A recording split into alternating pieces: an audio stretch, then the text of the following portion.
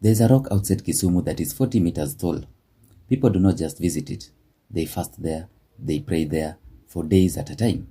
But before it was a place of prayer, it was something else. It was marriage. Welcome back to Echoes of the Luo, where African legends come alive. In the Luo language, Mikayi means first wife. Not just any wife, the first one. The one every other wife in the home must answer to. So when this rock is called Kit-Mikayi, the stone of the first wife, that name is not poetic, it is a claim. The story goes that long ago, an old man named Ngeso fell in love with this stone, not admired it, loved it. Every morning, he woke up and walked straight into a cave inside the rock, and he stayed there the whole day. His real wife, at home, had to bring him breakfast, then lunch every single day. When people asked her where her husband had gone, she gave the same answer every time. She has gone to the first wife. She meant the stone. That is the moment the name was born, Kit-Mikayi.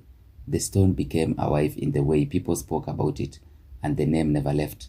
The people who lived around this rock today are known as the Luo Kakelo clan. For them, this is not just a tourist photo stop. Long before any church came to this land, this stone was already a sacred place. Villagers came here to worship in times of trouble, and the site carries sacrifices and stories that go back to pre-Christian times. That is the part most visitors never hear.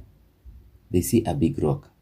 The Kakelo see a place their ancestors already trusted before anyone else showed up with a different name of God. Here is what most people miss completely. Look at the shape of the stone, not just the size. The structure is not random. It is a homestead.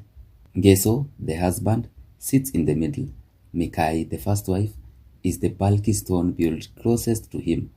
Nyachira, the second wife, is built in between, on the right side. Reru, the third wife, is placed on the left side of the homestead, and out in front there is Simba, the house built for the firstborn son. This is the exact same order you already know if you have watched our marriage series.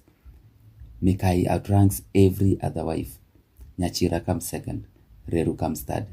The rock does not just tell a love story, it is frozen proof of how a real Luo polygamous home was structured, wife by wife, house by house.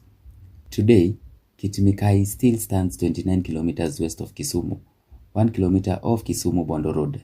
People still come. Some are tourists from neighboring Luo communities, curious about the name.